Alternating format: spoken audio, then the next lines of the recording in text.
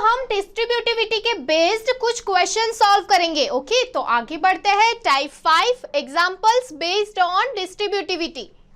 तो देखो क्वेश्चन में क्या दिया हुआ है, verify the property x dot y plus z is equals to x dot y plus x dot z. तो ये कौन सी प्रॉपर्टी है? हमने अभी देखा कि ये डिस्ट्रीब्यूटिव प्रॉपर्टी है, तो हमें उसको वेरीफाई करना है। और यहाँ पे हमें x, y और z ये तीनों वैल्यू भी दी हुई है, तो उसको वेरीफाई करना आसान हो जाएगा। हमें सिर्फ LHS इक्वल्स टू RHS है कि नहीं वो देखना है, तभी तो वो सेटिस्फाइड होगी, राइट। तो सबसे पहले हम स्टार्ट करते हैं LHS से। ओके, यहाँ पे क्या दिया हुआ है, x dot y plus z. तो यहाँ पे x, y और z ये तीनों वैल्यू अवेलेबल है। x की वैल्यू क्या है, x की वैल्यू है -3/7। ओके, डॉट y की वैल्यू क्या है, 12 डिवाइडेड बाई 13 प्लस z की वैल्यू क्या है, -5 डिवाइडेड बाई 6। ऑलरेडी सभी वैल्यू है, हमें सिर्फ उसको सिंप्लीफाई करना है ना। तो यहाँ पे चलो सिंप्लीफाई करते हैं। पहले -3 डिवाइडेड बाई 7 तो एज इट इज रहेगा। सबसे पहले हम ब्रैकेट को ओपन करते हैं।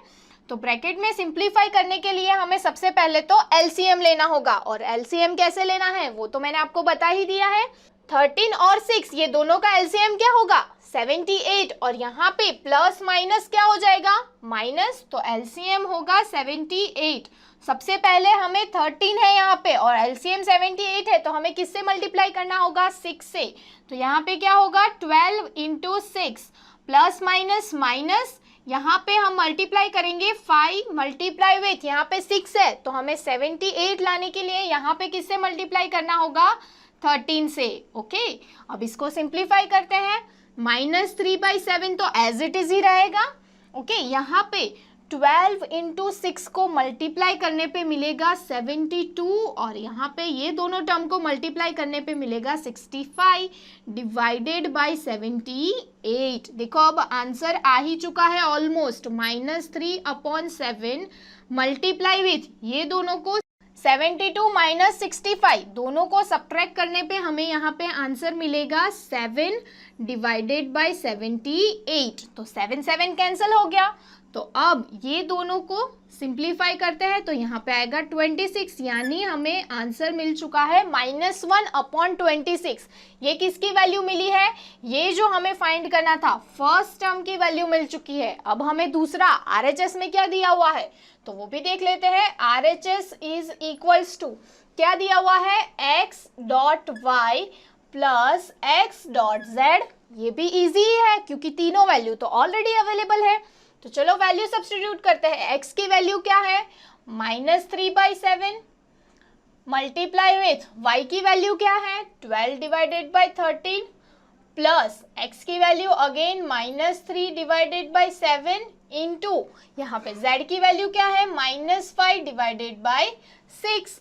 तो देखो अब ये दोनों का मल्टीप्लीकेशन क्या होगा, -36 डिवाइडेड बाई 13 इंटू 7 यानी 91 प्लस यहाँ पे माइनस माइनस क्या हो जाएगा, मल्टीप्लीकेशन है तो माइनस माइनस प्लस हो जाएगा, और 3 इंटू 5 यानी 15 डिवाइडेड बाय यहाँ पे 6 इंटू 7 यानी 42। तो इसको थोड़ा और सिंप्लीफाई कर लेते हैं तो क्या मिलेगा, यहाँ पे 3 इंटू 5 15 होगा, और यहाँ पे 14 इंटू 3 42 होगा, यानी यहाँ पे हमें क्या आंसर मिलेगा, 36/91 प्लस 5/14। देखो इसको सिंप्लीफाई करना है, अभी भी हमारा आंसर नहीं आया है, तो सिंप्लीफाई करने के लिए हमें क्या करना होगा, एलसीएम लेना होगा।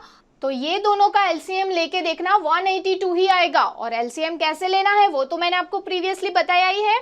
ओके, अब यहाँ पे -36 को किससे मल्टीप्लाई करना होगा, 2 से मल्टीप्लाई करना होगा, वैसे ही +5 14 को किससे मल्टीप्लाई करना होगा, 13 से मल्टीप्लाई करना होगा। ओके, तो इसको सिंप्लीफाई करते हैं, -72 प्लस 65 डिवाइडेड बाई 182, यानी इसका आंसर क्या मिलेगा, इसका आंसर हमें मिलेगा 7/182, वो भी minus which is equals to -1/26।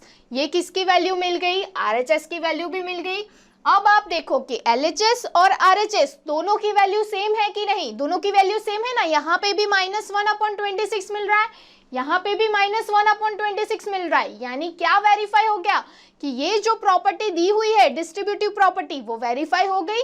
तो हम क्या लिख सकते हैं यहाँ पे, from 1 and 2 LHS is equals to RHS, hence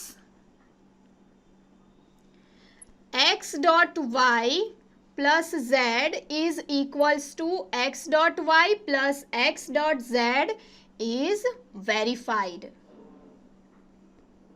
okay ऐसा हम लिख सकते हैं। तो आपने देखा हमने कैसे वेरीफाई किया, देखो बहुत ही सिंपल है, जो चीज हमें दी हुई है उसके साथ साथ हमें x, y और z ये तीनों की वैल्यू भी दी हुई है, हमें सिर्फ क्या करना है, जो हमें वेरीफाई करना है उसके अंदर हमें वैल्यू सब्स्टिट्यूट करनी है और उसको सिंप्लीफाई करना है। अगर दोनों का आंसर सेम आया यानी LHS इक्वल्स टू RHS तो ये वेरीफाई हो गया, नहीं आया होगा तो it is not verified. Okay समझ में आ गया। तो एक और एग्जाम्पल भी देख लेते हैं। तो देखो ये क्वेश्चन भी हमने प्रीवियस जैसा क्वेश्चन किया था वैसा ही है, तो अगर आपको प्रीवियस क्वेश्चन अच्छे से समझ में आ गया है तो आप ये क्वेश्चन को स्किप भी कर सकते हो। ओके यहाँ पे भी हमें x, y और z ये तीनों वैल्यू दी हुई है। हम स्टार्ट करते हैं LHS से। ओके तो LHS इक्वल्स टू हमें क्या फाइंड करना है, x dot y plus z। Okay तो यहाँ पे स्टूडेंट्स x, y और z की वैल्यू है, सिर्फ हमें क्या करना है, सब्स्टिट्यूट करके उसको सिंप्लीफाई करना है।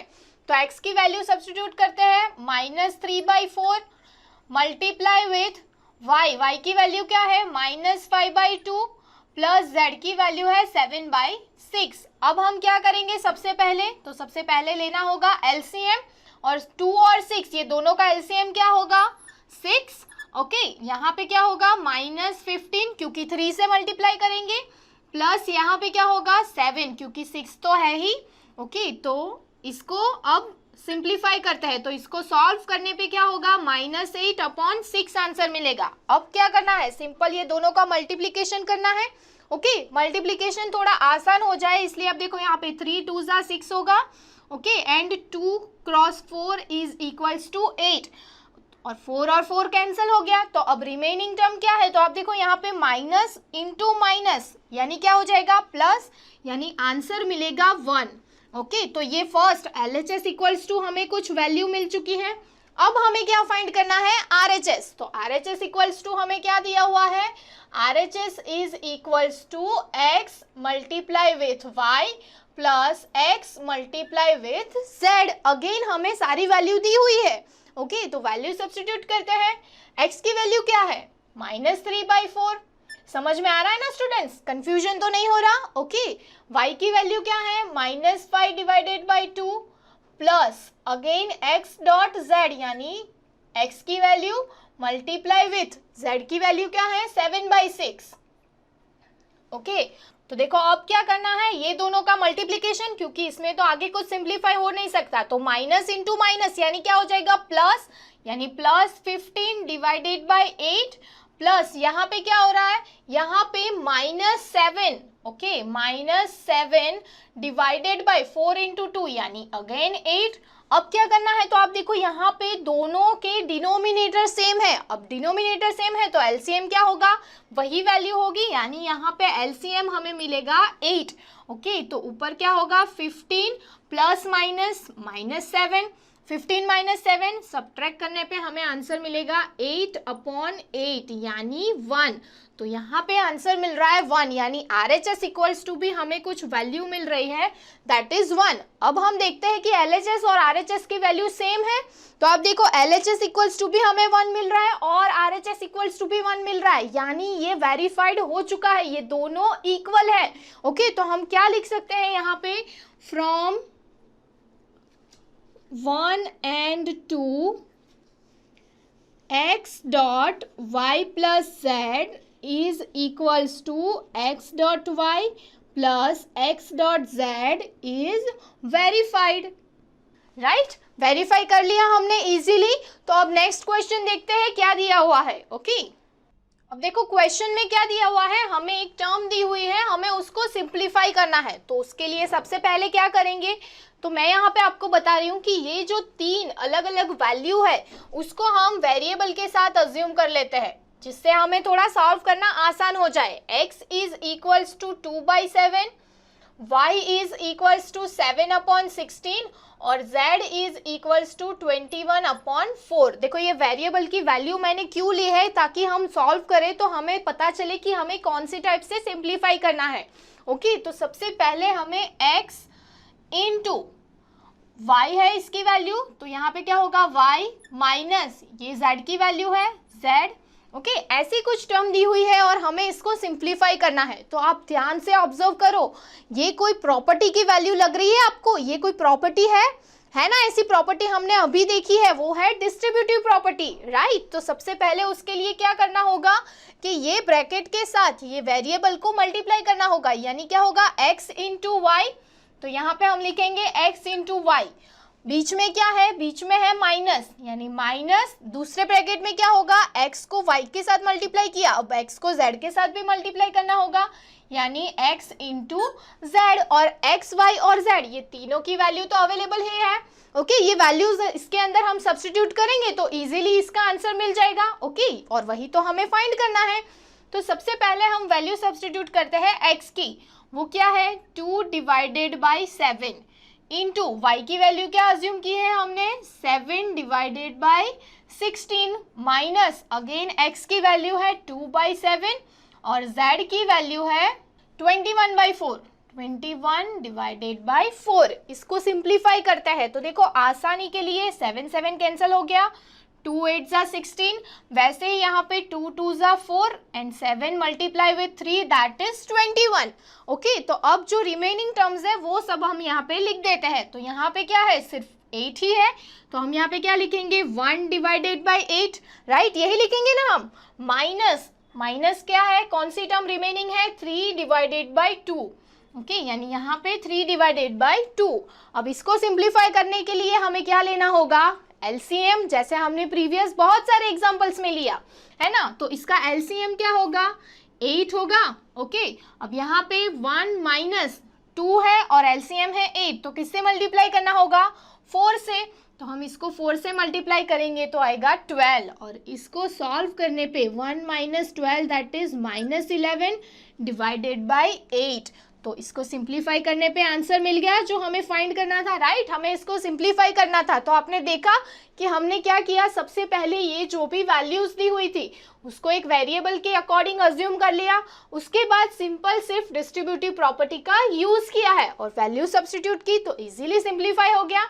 ओके, तो अब आपको समझ में आया कि डिस्ट्रीब्यूटिव प्रॉपर्टी अगर हमें दी गई हो और वेरीफाई करना हो तो भी इजी है, और हमें कोई टर्म दी गई है और उसको सिंप्लीफाई करना है तो तब भी हमें ये वेरीफाई करना है कि कौन सी प्रॉपर्टी यहाँ पे सेटिस्फाइड हो रही है। तो यहाँ पे डिस्ट्रीब्यूटिव प्रॉपर्टी सेटिस्फाइड हो रही थी तो उसका यूज करके हमने उसको सिंप्लीफाई कर लिया। ओके, तो स्टूडेंट्स, अगर ड्रोन स्टडी के ये वीडियोस आपको अच्छे लग रहे हैं तो आप प्लीज इनको लाइक करें, सब्सक्राइब करें, कमेंट्स लिखें स्टूडेंट्स, अपने थॉट्स बताएं, हमारे साथ शेयर करें कि आप और क्या चाहते हैं। और इतना ही नहीं स्टूडेंट्स, सबसे इंपॉर्टेंट नीचे शेयर बटन पे क्लिक करें और अपने दोस्तों के साथ इन वीडियोस को व्हाट्सएप और फेसबुक पे शेयर करें स्टूडेंट्स, ताकि वो भी इन वीडियोस का फायदा उठा सकें स्टूडेंट्स, राइट।